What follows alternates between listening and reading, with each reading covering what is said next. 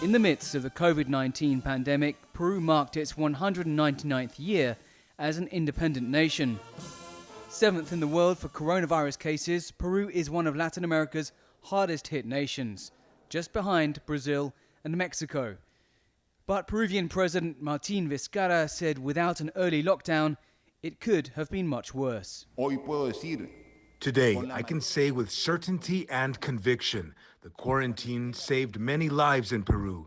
If we hadn't approved this measure, believe me, the number of deaths would be in the hundreds of thousands.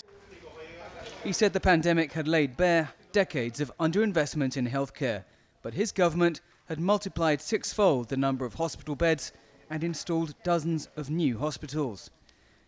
In what will be his last Independence Day speech as Peru's leader, Vizcarra said universal healthcare would be his government's top priority. In the middle of the pandemic, President Martin Vizcarra announced sweeping reforms to Peru's healthcare system.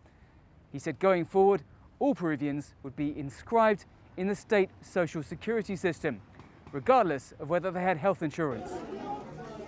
Vizcarra said nearly $6 billion would be ploughed into healthcare in a bid to improve its service after years of abandonment. Today, we have the opportunity to correct this historical error and resolve the debt the state has with the health sector. We have to do it for our children, who need to be protected to grow in the best conditions. We have to do it for the elderly and most vulnerable, and we have to do it for all Peruvians. The pandemic has left millions of Peruvians without work, and Vizcarra announced a second cash transfer of about $200 for 8.5 million poor families.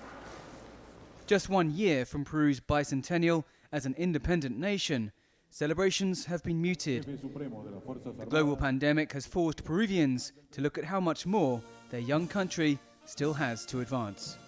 Dan Collyns, CGTN, Lima.